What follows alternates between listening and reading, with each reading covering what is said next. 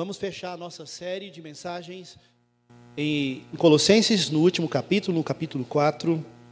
Convido você a abrir sua Bíblia em Colossenses capítulo 4. Nós vamos ler do verso 2 até o final, verso 18. E quero convidar você para ficar de pé, para a gente ler juntos. Quem puder trazer uma aguinha para mim, por gentileza. Colossenses capítulo 4, de 2 a 18.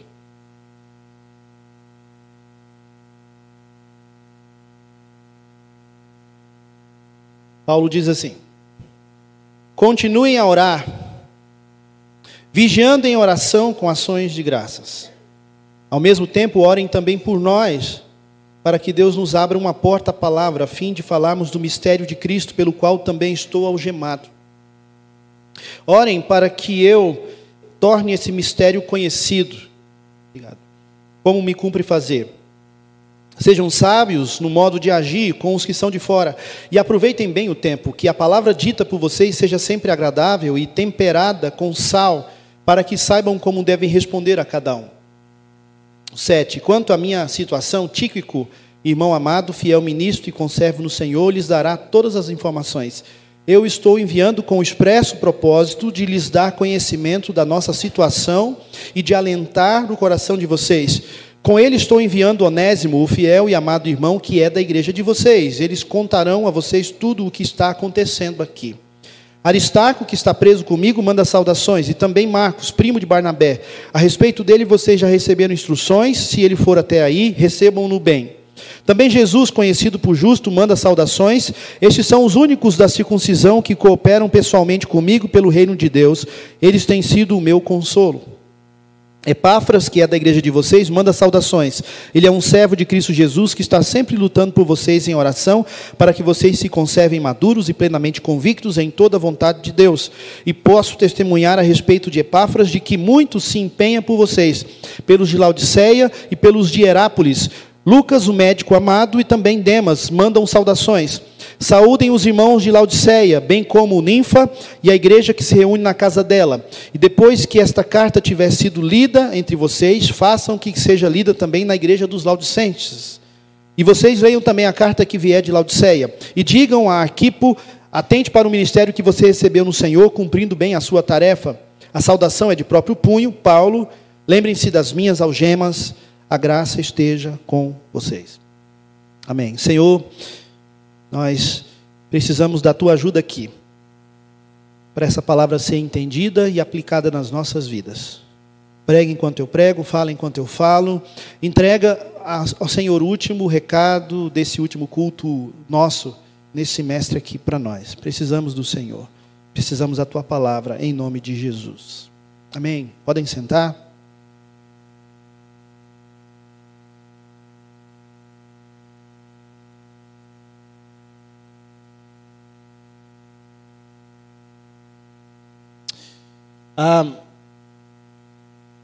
Aqui eu começo essa porção final relembrando o contexto dessa carta com vocês. A gente foi expondo pedacinho por pedacinho, trecho por trecho. E vale a pena lembrar do porquê ela foi escrita, quando ela foi escrita, para que ela foi escrita, para a gente entender esse final, né? Paulo está preso. Ele escreve as suas últimas palavras, são aqueles conselhos e saudações finais do apóstolo, não de um púlpito, mas de uma prisão. Ele está preso em Roma. Ele provavelmente a escreve entre os anos 60 e 62. Ele envia essa carta, a carta de Filemão e a carta de Efésios, por meio de Tíquico e de Onésimo, para essas igrejas. Ele não é o plantador da igreja de Colossos. É possível que ele nem tenha visitado essa igreja pessoalmente. É possível que Epáfras, conforme Atos 19, tenha sido esse colaborador de Paulo, que foi quem levou o evangelho para aquela cidade, enquanto Paulo estava em Éfeso. E ele escreve essa carta porque ele se preocupa com aquelas heresias que estavam assolando não só a cidade de Colossos e a igreja de Colossos, mas outras igrejas ali ao redor. Em Éfeso também havia esse problema, essa que a gente chama de heresia de Colossos era uma mistura de homens que se levantaram dentro da igreja, trazendo falsos ensinos, que incluíam legalismo, quer dizer, você tinha que guardar certas regras, certas festas, certos alimentos você não podia comer, você tinha que guardar o sábado para você fazer parte da categoria dos salvos. Também havia, no meio dessa mistura herética, filosofias humanas e tradições humanas misturadas ali. Havia a prática do ascetismo, que é essa ideia de você castigar o seu corpo para ter pureza espiritual. Essa ideia não é bíblica, de dualismo, quer dizer, a carne é má, o espírito é bom, então eu tenho que apenas anular minha carne, eu tenho que fazê-la sangrar, e na medida que isso acontece, eu vou ficando mais espiritual. Isso não é bíblico, uma vez que a redenção também é para o nosso corpo, uma vez que o fruto do espírito é para ser exercido pelo nosso corpo. Havia esse gnosticismo que elegia algumas pessoas como mais espirituais do que as outras. Elas tinham acesso especial às regiões celestiais, elas eram como íons, seres com uma superioridade espiritual, eram profetas especiais. Então isso tudo, na soma dessa sopa de heresia, tinha um problema muito grande, porque isso comprometia a suficiência, a supremacia e a soberania de Cristo. Porque essas heresias todas estavam ensinando os crentes de Colossos que Jesus não era suficiente para a salvação. Que era preciso que eles crescem em Jesus, mas que ainda guardassem práticas judaicas. Era preciso que eles crescem em Jesus, mas eles precisavam desses médiums, desses intermediários. Era preciso que eles crescem em Jesus, mas eles tinham que ajudar Jesus também derramando o seu próprio sangue. O sangue de Jesus não era suficiente. Eles tinham que derramar o seu próprio sangue, o seu próprio sacrifício. E por isso que a gente vê na carta, então, essa preocupação cristológica, cristocêntrica, em que Paulo deixa muito claro na sua carta aos Colossenses que Jesus é único, suficiente. Ele, como diz Colossenses capítulo 1, nele foram criadas todas as coisas, nele tudo subexiste, e para ele tudo foi criado. Ele é suficiente, ele é o pleroma, ele é a plenitude de Deus. Não é necessário mais nenhum outro intermediário, não é necessário mais nenhuma outra obra de fé, não é necessário mais nenhum outro derramamento de sangue. Jesus é suficiente. Ele exalta a supremacia de Cristo, a suficiência de Cristo. Ele procura proteger a igreja contra essas heresias, e ele chama a igreja a essa maturidade. Então, essa é a mensagem principal da carta. E eu queria, para esse finalzinho, abordar aquela última expressão que Paulo usa lá no verso 18. Ele diz assim: lembrem-se das minhas algemas. Essa expressão é muito interessante, porque Paulo não está pedindo para eles se lembrarem do seu poder, dos milagres que ele fez. Lembrem-se que eu já fiz pessoas mortas voltarem à vida. Lembrem-se do meu conhecimento. Lembrem-se das coisas que eu era bom. Não, Paulo ele faz um apelo no final dessa carta, depois de exaltar a supremacia de Cristo, de mostrar que Cristo era aquele em quem eles deveriam confiar a vida deles, o ministério deles, a salvação deles, a redenção deles, a obra deles, a vida deles. Paulo diz: quanto a mim, é como se dissesse, quanto a mim, lembrem-se das minhas algemas, no sentido de, e se lembrem o porquê eu estou passando e suportando e enfrentando tudo isso. Por que eu estou em algemas, meus irmãos? Por que eu estou preso? Qual é a razão por trás disso? É isso que Paulo está dizendo no final dessa carta. Por que eu sofro o que eu sofro? Eu sou um louco, eu gosto de sofrer, eu gosto de confusão, eu gosto de ser perseguido, ou existe uma razão maior? E a carta toda responde: por Cristo. Por Ele, por aquilo que Ele é, por aquilo que Ele faz, pela obra dEle, pelo mistério de Cristo. Então, ele faz esse apelo. E ele vai usar essa expressão em alguns outros textos também. Eu menciono aqui, por exemplo, em Efésios 6, ele vai falar isso: olha, orem por mim também, para que quando eu falar, seja-me dado a mensagem a fim de que destemidamente torne conhecido o mistério do Evangelho, pelo qual sou embaixador preso em correntes. Orem para que eu o proclame com ousadia como devo fazer. A mesma ideia de se lembrem de mim. Se lembrem do que eu estou enfrentando aqui, do que eu estou passando aqui. Ele não ora para ser liberto das algemas, ele ora para ser ousado nelas, no contexto em que ele está passando por essas algemas. Ele vai dizer para Timóteo, lá, lembra-te de Jesus, pelo qual eu sofro, e até estou preso como criminoso, mas a palavra de Deus não está presa. É a mesma ideia de que a lembrança aqui é do propósito do sofrimento, da cadeia, do cárcere e da algema, e não um enaltecimento de Paulo, não para a glória dele, mas para que as pessoas se lembrassem de Cristo. Ele vai dizer para Filemão, eu, Paulo, velho como estou, e agora também prisioneiro de Jesus. O que essas passagens todas têm em comum? Elas ensinam que Paulo não quer ser lembrado como herói, mas como um servo. Ele não quer empatia. Ele não quer que os colossenses tenham dó dele. Ele quer que os colossenses tenham o mesmo compromisso que ele tem com Jesus. As suas cadeias são o preço da sua missão, não a finalidade dela. O foco que ele quer colocar não é na dor dele, mas na glória de Cristo revelada através do sofrimento dele. Então não é um apelo por pena, mas é um apelo por propósito. E é isso que eu queria enfatizar. Se lembrem de mim, não porque eu sofri, mas porque Cristo vale cada cicatriz que a gente carrega pela obra dele. Lembrem-se de mim, para que vocês não se esqueçam do evangelho que eu preguei mesmo algemado. Lembrem-se de mim, para que vocês também permaneçam fiéis até o fim, como eu estou dando testemunho para vocês que eu estou permanecendo.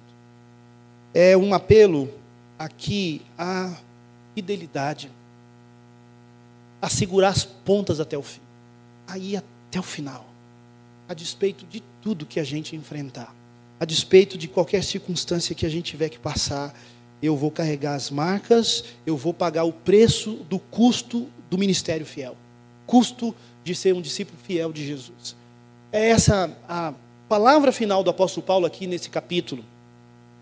E ele vai expressar isso de três formas. Ele vai falar sobre a relação que o ministro fiel precisa ter com Deus, nos primeiros 2 versículos aqui, que a gente vai ler, que a gente leu. A relação dele com Deus. Depois ele vai falar da relação dele com os incrédulos, como ele era com os de fora, que ele chama os de fora, os que eram de fora da fé, de fora da comunidade do povo de Deus. E por fim ele termina com um mosaico de amor, citando vários nomes e pessoas, mostrando também que o ministro fiel tem um relacionamento com os de dentro, com os da igreja. E essa é, então, a nossa divisão aqui hoje para essa mensagem, né? Fidelidade tem cicatrizes, tem preço. E Paulo nos ensina, então, nesse texto, que para a gente ser fiel, como ele estava conseguindo ser fiel, a gente precisa cuidar desses 3 relacionamentos, a gente precisa zelar por essas 3 relações que nós temos. A começar pela nossa relação com o próprio Deus. Você vai ver aí que ele vai falar de oração, de intercessão. Depois ele vai falar sobre como é a postura que a gente tem que comprar com os de fora, nessa fidelidade. E isso é importante para esse contexto de Colossos, porque é uma cidade, é uma igreja que está sendo atacada por falsas heresias, de dentro para fora, e de fora para dentro pelo mundanismo, pelo helenismo, pela secularização daquela sociedade cheia de prostituição, de imoralidade. Então a igreja era atacada de dentro para fora por heresias que estavam dentro da igreja, comprometendo a supremacia de Cristo, e a igreja era atacada pelos de fora, com a imoralidade, a tentação, a porta, os crentes se mergulharem nela. Por isso ele vai falar sobre as obras da carne aqui nessa carta também, vai falar sobre o fruto do Espírito, vai falar sobre aquilo que a gente deve fugir e aquilo que a gente deve buscar. Esses 3 pontos. Vamos pensar rapidamente sobre cada um deles. Nos primeiros 2 versos, que a gente leu, o 2 e o 3, a gente percebe que Paulo fala sobre oração. Ele vai trazer 3 marcas aí dessa oração. Observe comigo os versos 2 e 3. É uma oração que precisa ser perseverante, é uma oração contínua. Persevere na oração. A ideia aqui é de uma dedicação obstinada. É como alguém que recusa soltar a mão. E Sim, a gente precisa ter algumas obstinações saudáveis. Não é saudável você ser obstinado por determinados alimentos ou determinadas práticas, até aquilo que é saudável, que é, por exemplo, correr, fazer exercício físico. Se for exagerado, obstinado é problema. Nessa ideia de que você leva isso a sério mais do que devia. Mas Paulo usa essa expressão aqui em relação à vida de oração. Paulo diz, tem uma coisa que a gente tem que ser obstinado, teimoso, insistente, e fazer sempre, e nunca ser pouco, e sempre ser muito, e sempre a gente se saturar disso, que é conversar com Deus. O mistério fiel custa tempo diante de Deus, tem esse custo. Não vamos conseguir, meus irmãos. Eu não vou conseguir, você não vai conseguir ser fiel no ministério, no trabalho, no serviço, sem pagar esse preço de gastar tempo com o Senhor. A gente fica pensando no modelo que é Jesus. Olha para Jesus. A gente sabe que antes de Jesus começar o seu ministério público, o que ele fez? 40 dias e 40 noites, exclusivamente no deserto, jejuando e orando. Com quem mais Jesus gastou sozinho o seu tempo durante 40 dias e 40 noites durante o seu ministério aqui, de 3 anos e meio na terra, ali já adulto?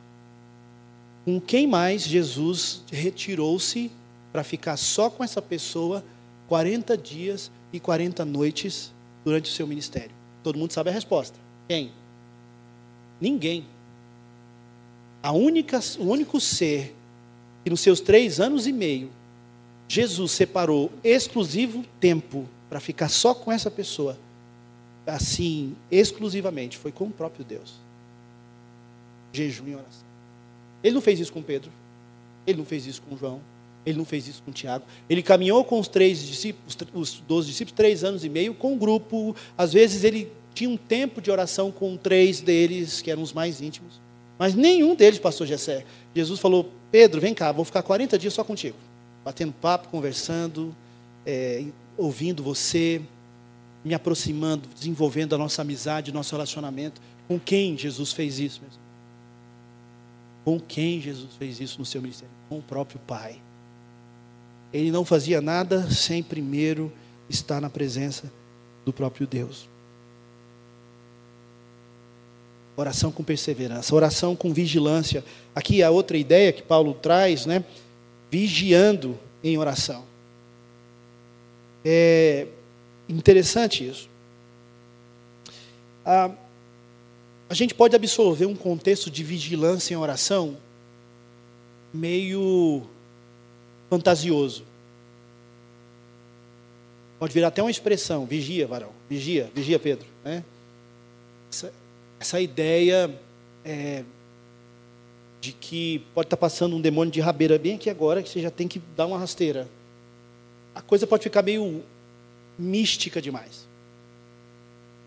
Não pelo fato de que esses seres malignos existam e podem, inclusive, se manifestar e podem, inclusive, atribular a vida de muitas pessoas. Eu já tive essa experiência diversas vezes de ter que lidar com esses seres. Mas aqui a vigilância, ela não tem a ver só com essa batalha espiritual contra o diabo e os demônios, mas a vigilância aqui é a ideia de você estar orando atento ao tempo que você está vivendo, às tentações que o mundo está te trazendo e às fraquezas que a sua carne tem, seu corpo tem, sua vida tem. Quais são os seus pontos fracos? O ministro fiel, ele paga o custo da oração diante de Deus, do tempo diante de Deus, com perseverança e com vigilância. Ele está diante de Deus tentando desnudar a sua alma, entendendo aonde ele precisa ser aperfeiçoado, aonde ele pode ser atingido, como está a circunstância ao seu redor. É preciso, como Paulo diz em Efésios 6, vigiando em todo o tempo, né? Os dias são maus. A ideia aqui é que a oração é o combustível desse ministério fiel. Eu vou conseguir ser fiel. Eu vou conseguir deixar como legado as minhas algemas, os meus sofrimentos, se eu tiver primeiro gastando tempo com Deus. custo da oração. E a outra característica dessa oração que dá equilíbrio é a Eucaristia, a palavra grega aqui, para o espírito grato, ações de graça. Ele vai dizer, é uma oração vigilante, perseverante e com ações de graças. É uma oração que tem o reconhecimento das benesses, das bênçãos de Deus. Eu não estou só pedindo, eu não estou reconhecendo só que as circunstâncias são difíceis, eu reconheço as bênçãos, eu reconheço o poder do meu Deus, eu reconheço o que Ele já fez, o que Ele fará. A minha oração não é uma lista de cobranças, mas é uma expressão de gratidão e de cântico do meu coração. O líder fiel, ele tem um coração grato ao Senhor, mesmo diante das algemas, mesmo diante das dificuldades. Ele gasta tempo com Deus, não só para cobrar a Deus, não só para pedir para Deus, mas para agradecer para Deus aquilo que Ele já vê de bênção na sua vida, de privilégio, de honra. Isso dá tempero, isso temperou o ministério de Paulo lá em Filipos, com Silas na prisão. A oração deles tinha ações de graças. Paulo vai dizer aos filipenses, não andeis ansiosos de coisa alguma, em tudo, porém, sejam conhecidas diante de Deus as vossas orações, com súplicas e ações de graças, e a paz de Deus, que excede todo entendimento, guardará o vosso coração e a vossa mente em Cristo Jesus. É importante a gente manter o nosso coração com música, com louvor, o coração que canta, a oração perseverante, a oração vigilante, a oração grata. Fidelidade custa tempo diante de Deus. Que Deus nos ajude nisso. A segunda é que essa oração também, essa fidelidade também, que nós precisamos ter no nosso ministério até o fim, tem um outro custo, que é a nossa coragem diante dos de fora. Eu entreguei, ano passado, a minha tese de estudos lá do programa de doutorado. O tema dela foi que a evangelização pessoal é uma tarefa da vocação pastoral. Essa foi a tese. Um estudo que eu fiz de todo o pano de fundo do Antigo Testamento, do Novo Testamento, da história da igreja, da história teológica, para provar que não existe na Bíblia a figura de um ministro de Deus, nem no Antigo Testamento, nem no Novo Testamento, em que o compartilhar a mensagem de salvação de Deus não faça parte da sua tarefa e da sua prática. Não existe base bíblica para nenhum pastor, nenhum seminarista, nenhum ministro do Evangelho dizer, isso não é minha praia, porque eu sou tímido, eu sou tímida, eu não sou de evangelizar, de falar de Cristo, não é comigo. Não existe base bíblica para isso. Faz parte da tarefa da vocação pastoral, a evangelização pessoal. No Antigo Testamento você pode estudar a vida de todos os patriarcas, dos reis e dos profetas que Deus usou. E você vai encontrar perícopes de encontros pessoais que eles tiveram com pessoas de fora de Israel. E nesses encontros, eles compartilham Yahvé.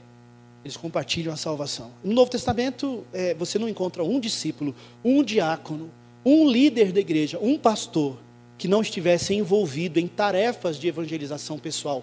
Inclusive, as ordens que Paulo traz para Timóteo, das características de um episcopos e de um presbítero, tem como implicação o compartilhar o evangelho fora de eventos oficiais.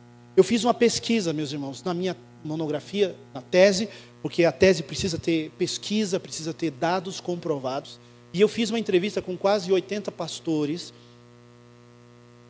e as perguntas incluíam perguntas como: qual foi a última vez que você compartilhou a pessoa de Cristo, o amor de Cristo, com alguém que não tenha sido num culto, numa reunião de oração e nem um evento eclesiástico? Quase 70% tinham 1 ano que não falavam de Cristo. Se você perguntasse qual foi a última vez que você falou de Cristo, ele ia falar ontem, na reunião de oração, no estudo de quarta-feira, no púlpito da igreja, no grupo pequeno, familiar da igreja. Mas se a pergunta fosse qual foi a última vez que você, na sua vida do dia a dia, no seu relacionamento pessoal com as pessoas, na caminhada, você falou de Cristo para alguém, a resposta mudava.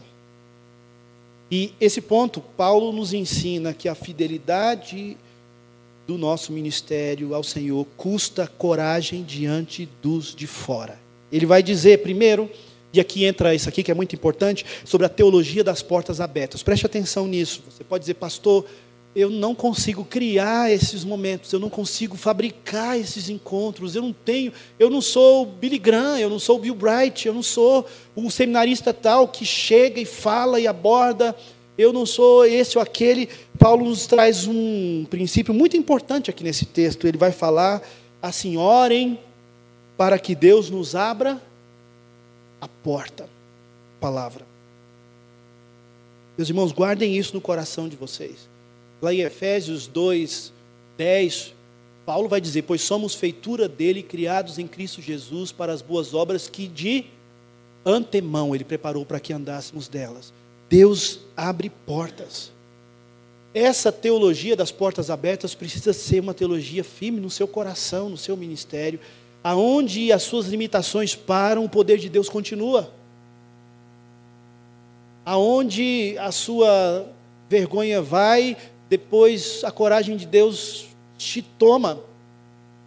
Eu me lembro de uma situação em que eu voltava de Brasília para Anápolis no ônibus, eu não me lembro a circunstância exata, e eu estava muito cansado, eu estava vindo de um projeto destes, de evangelização, e eu sentei no ônibus de linha, né? Essa coisa de viajar de ônibus é ruim, mas é boa. Você quer descansar, não quer dirigir, pega um ônibus. Apesar de que eu tive uma experiência traumática de ônibus nos Estados Unidos, nessa viagem que eu fiz para a formatura lá. Eu peguei um ônibus de Atlanta para Jackson, foi a pior viagem de ônibus da minha vida. Não tinha cinto de segurança. A poltrona não era inclinável, não tinha cortina na janela. Eram 10 horas de viagem, tiveram 10 paradas, o motorista brigava com todo mundo. Foi terrível. Provação. Eu estava lá sentado na janela do ônibus, orando para ninguém sentar do lado, porque eu queria só descansar e ir embora para casa. E sentou uma mulher do lado. E é tão chato, às vezes, o Espírito Santo, ele incomoda, né? Não, Deus, eu estou cansado, estou tranquilo aqui, vou descansar, né? E ela ali, e eu, será que eu vou ser muito grosso? Não vou nem falar com ela, vou ficar aqui. E daqui a pouco eu senti um incômodo, e aquilo veio, eu falei, Deus, você tem que ter cuidado com o que você pede, né? Me dá um sinal, então, ela tirou da mochila dela uma Bíblia, abriu assim. Aí eu fiz a pergunta de Filipe, entendes o que lês? Ela, eu sou pastor, eu tenho essa Bíblia aqui, mas eu tenho muito tempo que eu não vou na igreja, eu tinha anos, aí pronto, foram minutos para ela entregar o coração para Cristo. Deus abre portas. Eu não estou fantasiando isso, nem espiritualizando isso, eu estou sendo bíblico. Deus abre portas para essa tarefa que a gente tem. Paulo diz isso. Ele também ensina que nós não pregamos a nós mesmos, mas o mistério de Cristo. A palavra não é sobre nós, é sobre Cristo. Nós não pregamos a nós mesmos. Isso nos ensina a ter sermões menos sobre nós e mais sobre o texto, a falarmos menos da gente e falarmos mais sobre o texto. Isso nos ensina que no final do culto as pessoas não precisam se lembrar da gente, tem que se lembrar de Cristo, né? É tão suspeito quando a gente sai de um culto e a gente se lembra daquele cantor, ou é daquele pregador, do nome dele, cara, que cara famoso, nossa, que homem ele fala bem, isso está errado. A gente tem que sair do culto glorificando a Cristo. Eu não sei nem se eu lembro o nome do pregador, mas eu lembro o que ele pregou, né? Então isso tem um princípio importante para a nossa pregação. A pregação fiel tem um preço, tem algemas, ele vai falar sobre isso aí, né? Orem para que eu torne o mistério conhecido, ele vai falar, a fim de falarmos do mistério de Cristo, mesmo pelo qual também estou algemado. Então o ministério tem um preço, tem perseguição, pode ter problema, pode ter oposição, mas isso na Bíblia não é desonra, é carimbo de autenticidade. Assim como perseguiram os vossos pais, perseguiram a voz de Jesus em Mateus 5, no Sermão do Monte. O pastor fiel não prega para agradar, mas para obedecer a Deus. Ele não prega para ser aplaudido, mas para ser achado fiel por Deus. Lembrem-se de Pedro e João, e foram soltos da primeira prisão, e eles saíram glorificando a Deus, pois eles foram considerados dignos de sofrer afrontas por causa do Evangelho. Eles foram reprovados por aqueles para os quais eles pregaram, mas eles saíram felizes porque eles foram aprovados por Deus. É assim que o ministro, a mulher de Deus, o homem de Deus serve. Ele não está preocupado com o juízo, com a avaliação, com o aplauso, com a nota dos que o ouvem. Ele está preocupado em ser fiel àquilo que Deus lhe incumbiu de fazer. Eles pregam com sabedoria para com os que são de fora. Então essa relação que ele está falando aqui é para com os de fora. Ele vai dizer, portai-vos com sabedoria para os que são de fora, aproveitem as oportunidades, aproveite o kairos, o tempo, aquelas portas abertas que vão surgir. É preciso saber quando falar e como falar. Não desperdice uma dor, não desperdice uma dúvida, não desperdice um encontro que você pode ter com alguém, um sofrimento que alguém está passando, como oportunidade de semear o Evangelho. É isso que Paulo está dizendo para nós. E ele vai dizer também, para a gente ser agradável e uma palavra temperada com sal. E aqui é interessante. O que significa isso? Se você pega só a primeira parte, bom, eu tenho que, então, aproveitar as oportunidades, as portas abertas, e a minha relação com os de fora precisa ser de pregação do Evangelho. E aqui ele está dizendo que eu preciso ser agradável. Então, eu vou ser agradável não é agradar os ouvintes com aquilo que eles querem ouvir. Ser agradável aqui tem um complemento. Agradabilidade temperada com sal. O que quer dizer isso? Ele vai responder. O que diz o final do verso 6? Para saberdes como deveis responder a cada um. Então eu preciso de ser agradável e ao mesmo tempo com firmeza, verdade, contando o caminho que a palavra de Deus ensina. E isso vai fazer com que eu tenha discernimento, sabedoria, o jeito certo de saber como falar com cada um. É nesse sentido que a expressão ser agradável e uma palavra temperada com sal querem dizer, é que eu tendo esse jeito, o jeito certo de abordar a pessoa, ter o cuidado, a educação, a sensibilidade, ao mesmo tempo, sem perder a fidelidade, a honestidade e a verdade do Evangelho, o tempero com sal aí, que traz o tempero, o sabor, o gosto, que contém a podridão da carne, isso me dá condições e sabedoria para saber como responder a cada um em contextos diferentes. É isso que ele está dizendo. Caris com verdade, carisma, graça com firmeza. Responder a cada um. Deixa eu dar um exemplo para clarear isso aqui. O encontro de Jesus com a mulher samaritana em João 6. Lembram? Veja como Jesus aplica essas coisas aqui. Ele faz aquilo que a gente chama de a trilogia do pregador, da pregação e da evangelização. Ele precisa ter um conhecimento da palavra, ele precisa ter um conhecimento da cultura e ele precisa ter um conhecimento da pessoa. Olha o que Jesus faz. Ele é um mestre aqui para com a mulher samaritana. Os samaritanos, eles tinham um outro sistema de culto, um outro sistema de sacrifícios, um outro sistema de caminho da graça, uma outra teologia. Eles rejeitavam os profetas e os escritos históricos e poéticos do Antigo Testamento. Os samaritanos se limitavam apenas ao Pentateuco, os 5 primeiros livros de Moisés, como o seu norteador teológico. Então, Jesus encontra uma mulher com um problema teológico. E isso refletia no conceito dela, na dúvida dela sobre a adoração ser em Gerizim ou deveria ser em Jerusalém. E Jesus, ele traz aqui para ela uma correção teológica. Ele tem uma hermenêutica que apresenta a teologia bíblica, mostrando a revelação progressiva de Deus, porque quando ele fala que Deus procura, o Pai procura adoradores que o adorem em espírito e em verdade, ele está fazendo uma aplicação teológica de textos que vão abordar, por exemplo, Deuteronômio 6, amar a Deus de todo o seu coração.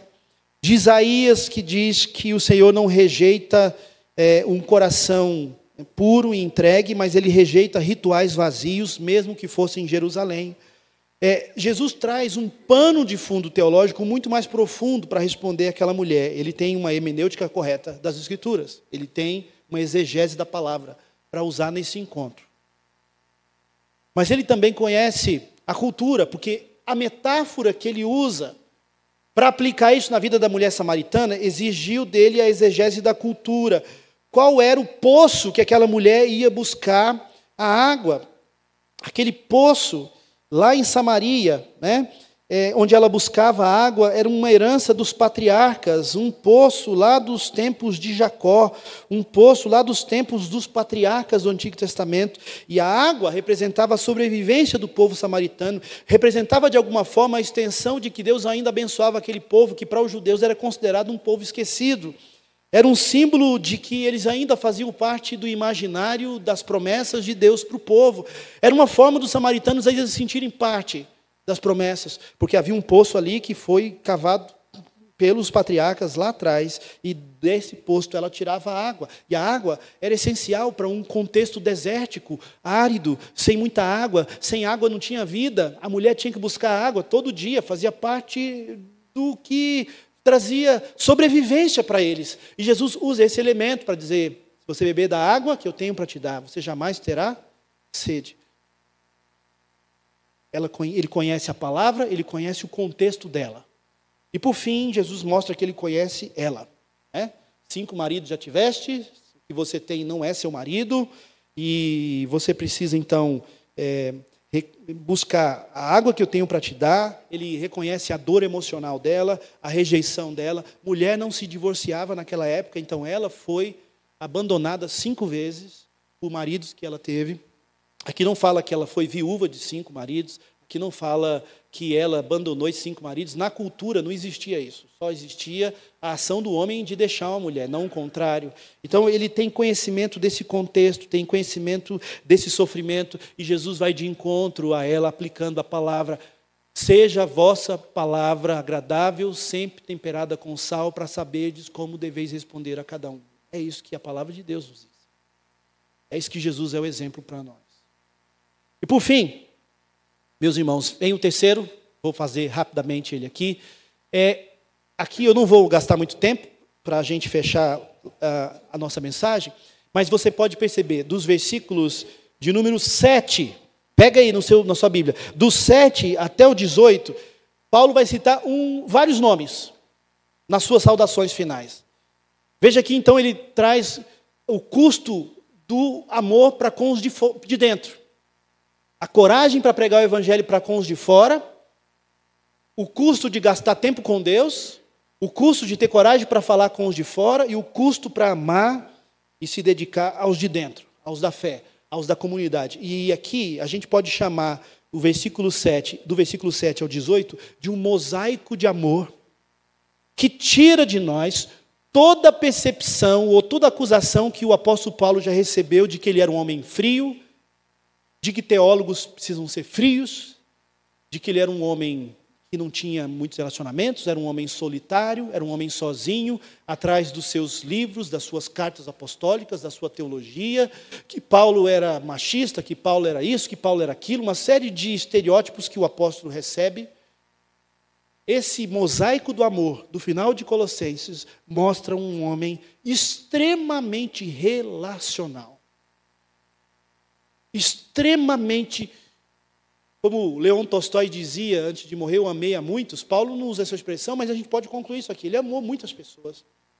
Paulo tinha muitos amigos, em níveis diferentes, amigos mais próximos, amigos mais distantes, amigos que o haviam traído, amigos que o haviam decepcionado. Ele vai citar aqui Tíquico, né? Amado irmão, ministro fiel, servo do Senhor, para alentar o vosso coração. Ele vai falar que ele é um conservo, mostrando que Tíquico era alguém que era servo junto com ele, que partilhava a carga com ele. Ele tinha um amigo que carregava a carga com ele. Né? Cada um deve carregar o seu próprio fardo, mas nós temos que levar as cargas uns dos outros. Conservo aqui, Tíquico era alguém que levava a carga junto com Paulo. Ele estava sofrendo, ele estava preso em Roma, mas ele não estava sofrendo sozinho. Ele tinha gente com ele. Ele cita aqui Onésimo, né? que é aquele escravo fugitivo, que ele escreve para Filemão receber ele não mais como escravo, mas como irmão. Quer dizer, ele fala de alguém que precisava de restauração, de acolhimento nesse caminho. Ele vai citar aqui Aristarco, prisioneiro comigo, quer dizer, que compartilha o sofrimento. Ele não está sozinho na dor.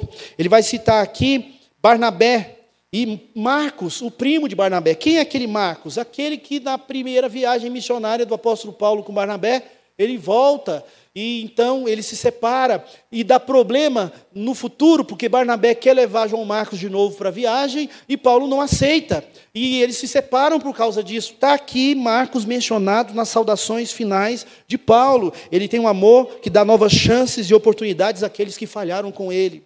Um amor que reconhece, no versículo 11, os poucos fiéis no meio da multidão.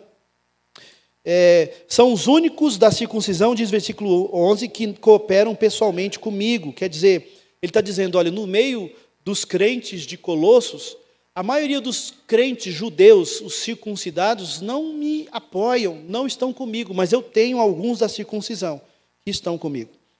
Amor que ora com intensidade e se preocupa sinceramente. Ele vai citar Epáfras, que é provavelmente o fundador dessa igreja.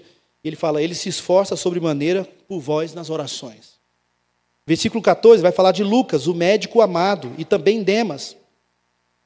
Ele cita aqui o médico Lucas, Lucas escreve Atos, e ele cita aqui Demas também, né? Ele vai citar Demas, falando de Demas no versículo de número 14, e também Demas mandam saudações. Ele está dizendo, eu não estou sozinho aqui, gente. Eu tenho um grupo com o qual eu caminho. Isso é um desafio para você e para mim. E eu vejo os grupos que vão sendo formados aqui no seminário. E isso é tão importante. Eu carrego comigo relacionamentos no meu tempo de seminário. Pastores, amigos, irmãos e irmãs. E outros amigos que vão chegando no caminho. Tenho o privilégio de poder me reunir com os nossos professores toda semana. E é um grupo de amigos. A gente compartilha, a gente ora uns pelos outros. Você tem que ir formando os seus grupos pequenos. Eu vou para a igreja no fim de semana para encontrar os irmãos, o pastor Jailson, os outros irmãos lá da igreja de Jundiaí, são amigos. Eu posso contar, podem contar comigo. Nós temos que ir criando esses ciclos de relacionamentos, porque eles são essenciais para a nossa caminhada. Você não vai longe sozinho. Ele vai citar no verso 15, Ninfa e a igreja que ela hospeda em sua casa. Ele vai citar aqui no versículo 17, Arquipo, atenta para o ministério que você recebeu no Senhor, Arquipo, não desanima, olha, você tem um chamado para ser ministro, não desanima desse caminho, fica firme. Ele trabalha para incentivar aqueles que poderiam estar se desanimando. É um amor que caminha com irmãos, é um amor que acolhe os restaurados, é um amor que acolhe os que erram, é um amor que divide o sofrimento, que divide a carga, que ora junto, que aproveita as portas abertas juntos. Ontem eu tive uma reunião sobre o Férias para Jesus com 3 amigos que me ajudam com um projeto. Alguns deles há mais de 15 anos, quase 20 anos. O projeto Férias para Jesus tem 25, 26 anos que a gente trabalha com ele. E como é importante para mim, no momento de angústia, de preocupação, de questões que precisam ser resolvidas, eu tenho amigos que, junto comigo, lutam com esse projeto. Faz diferença para mim não me deixar desanimar, não me deixar desistir, não me deixar olhar para trás. É isso para nós. É isso para você e para mim. Para chegar no final, o ministério tem um preço. Custa tempo diante de Deus, custa coragem diante dos de fora, custa entrega diante dos de dentro. Essas 3 relações são essenciais para a nossa caminhada. Para a gente chegar até o final e a gente poder dizer, como o apóstolo Paulo, né? A alegria de ver vidas restauradas. Então tem o custo, que são esses 3 pontos, mas também tem o ganho. Se você ler Colossenses de novo, na perspectiva do que tem de bom, eu já percebi o que tem de preço, o que tem de bom, você vai ver que é incomparável, né? Paulo vai falar sobre as vidas que foram transformadas por causa do ministério, vai falar da glória de Deus no meio das suas prisões, ele vai falar do consolo de que nada do que eles estão fazendo é em vão, que Deus está vendo, e Deus vai confortar, Deus vai honrar.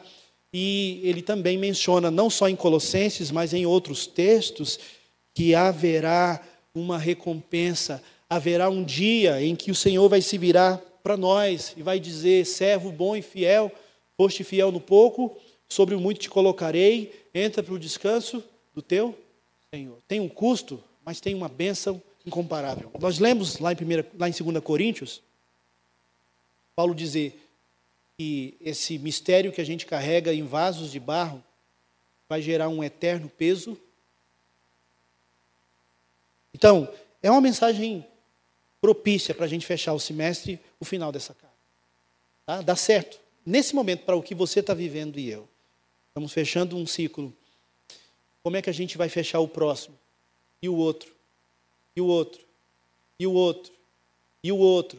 Até Cristo voltar ou Ele nos levar. Cuida da sua relação com Deus. Sua vida de oração. Ela vai sustentar você em momentos difíceis, especiais na sua vida. Tenha coragem para com os de fora. Jesus nos chamou para proclamar o Evangelho. É uma ordem, é um estilo de vida para todos nós.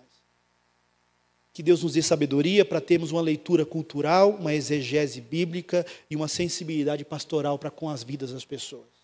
Exegese da palavra, da cultura e do coração das pessoas. E por fim, a gente só consegue ir nesse mosaico do amor. Tem uma resposta de Jesus que a gente ignora, mas ela é muito interessante. Quando Jesus faz o milagre da transformação da água em vinho, quem estava lá fora, atrás de Jesus, do texto?